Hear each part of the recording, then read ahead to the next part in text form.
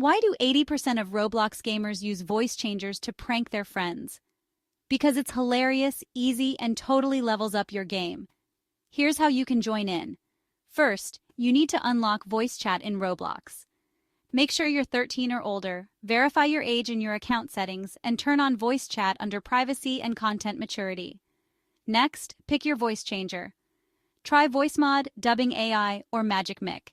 These are all beginner-friendly and loaded with wild effects.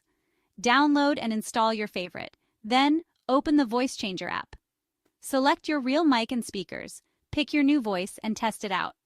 Most apps have a Hear Myself button so you can check your sound before going live. Now, open Roblox, head to Settings, and change your input device to the Voice Changer's virtual microphone. That's it. Now you're ready to surprise your friends, roleplay, or just have a blast with your new voice. Go wild, but remember, keep it